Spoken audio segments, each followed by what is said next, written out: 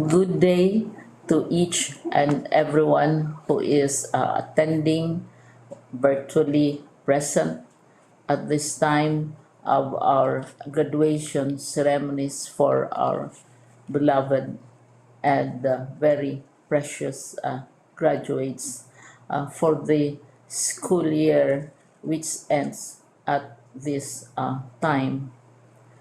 First of all, I'd like to greet the parents and family members without whose sacrifices, whose reminders, and whose participation in the learning process for our graduates have resulted in this culmination program.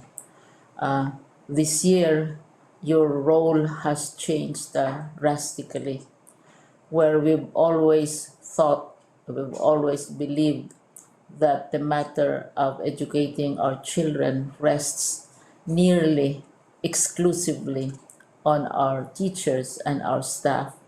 This time, you parents, you family members, you who are in the households of our learners have expanded your role and contributed to this wonderful day wherein finally, our learners are graduating in this culmination exercise.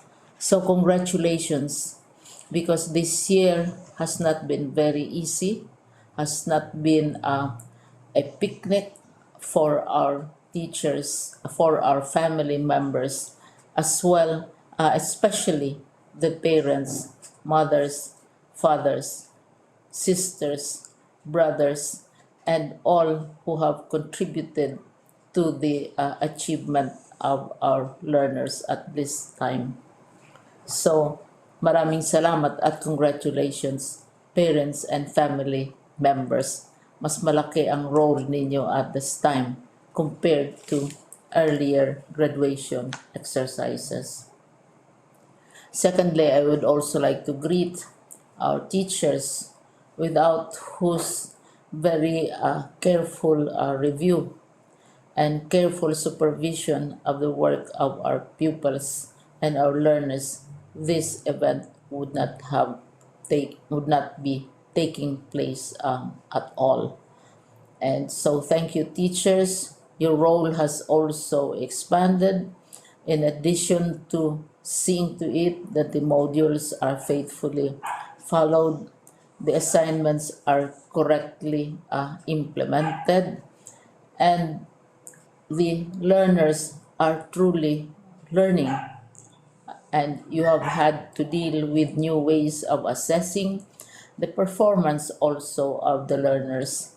So congratulations, teachers, for enduring, for your patience, for your love for our learners, and your willingness to engage in a way and methods of teaching which are different from those which are used to.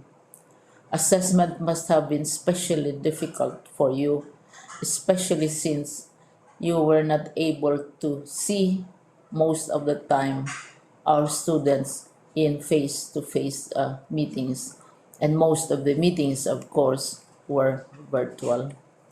We'd also like to thank the local government units for their interest, for their cooperation, and for their continuing contributions to the needs of education, even as our children do not go to school. Your donations of material as well as financial resources at this time are most welcome, and your advice has been taken seriously not only by our teachers, by our school officials, but also by our officials in the Department of Education. We continually talk with local government units, especially in times of disaster, in times of great need for classrooms, for space, and for responses to unforeseen emergencies. Thank you, local government units. But of course, most of the congratulatory greetings fall on the deserving graduate. Each and every one of you is truly special. You are different from the other graduates who have passed through the portals of your school. You went to school practically without seeing your teachers, if at all. You went to school with your parents, your mothers, and your fathers hovering over your shoulders and seeing to it that you are able to complete your assignments. You are completing your studies at a time when examinations and assessments are different. You are culminating these long months of hard work at this time, even as you have to do family chores, even as you are distracted, and even as your world has turned upside down, and it seems and it appears as if we don't know what the future holds and what will happen next. But you have persevered, and now you are ready to graduate. And therefore, you deserve each and every bit of congratulations from us in the Department of Education, from your parents and family members, your teachers, from the officials in local government, as well as in the parent teachers associations. You deserve each and every single congratulatory pat on your back, each hug virtually, of course, and each greeting, which I am sure you are also receiving virtually. I don't know if you will remember this event many, many years from now. I have tried to recall myself who our graduation speaker was when I finished high school and when I finished my college studies. All I remember is that the graduation speaker was someone important, someone who was invited because that someone is supposed to give a message. What was more important to us graduates at that time was the excitement of the celebrations, the happiness and the joy of our parents, the sadness of parting from our classmates and from our teachers, and the enjoyment of all the graduation events that usually take place come commencement day. When I was a college student, we had a series of events which were designed to embed in our minds, which were designed to help us remember and not forget our days in college. We would spend one whole day going around the campus, visiting the classrooms, saying goodbye to our teachers, and sharing memories.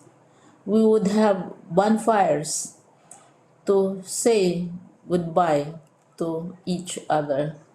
We had baccalaureate services where we committed ourselves to God and we prayed for guidance when we go out into the world. So many celebrations, and the speaker, of course, is the least important and easily forgotten component of the graduation exercise. Nonetheless, I will exert all efforts to share with you what I see are things or issues which a graduate should remember and recall. I have said that you are very special. You are very different. You are pioneering. There has been no other class like your class. There has been no other graduate like you as a graduating student because you are the very first graduate of the blended learning response to education in the Philippines. And so you ask yourself, what awaits you in the world outside? You can either work because the kind of curriculum you survived and underwent as a student will enable you to go to work if you wish to go to work. Some of you will proceed to further studies, and this would be a wonderful thing because there are many opportunities for further expanding your knowledge, for further answering and looking for explanations of issues, events that make you curious, especially in science, in technology, and also in the arts.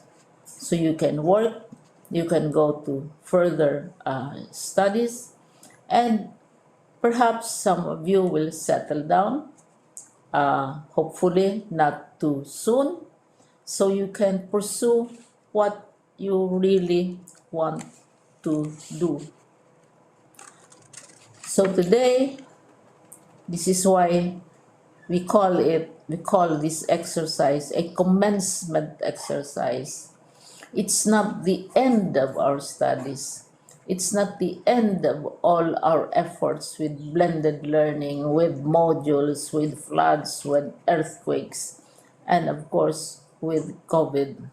It's a commencement of doors opening to you. More doors will be opened because you are a graduate. You can work, you can proceed for further studies, you can help your parents, and you can perhaps look for opportunities to do what you have always wanted to do, whether at work, whether at advanced studies, whether at learning more in science and technology, in mathematics, and in the arts. All of these opportunities are available to you. More doors are being opened. I hope you will select the door which arouses your curiosity, the door which will help you know more about this world, and the door which will allow you to contribute to the development of our country and contribute whatever we can to solve our problems and our challenges. Congratulations once more to each and every one of you. Congratulations to you, parents and family members. Congratulations to you, teachers. When I was chair of the board of Silliman University, each time we had graduation ceremonies during the baccalaureate and during commencement itself, I would cry. I would cry because you are sending out into the world a new batch of graduates, and we want to be sure that what is awaiting them is appropriate. We want to be sure that they are ready for what awaits them when they select which door to open. And so we tell you, go out to the world. Do whatever you want to do. God be with you, and be sure, be assured that all of us love each and every one of you. Congratulations.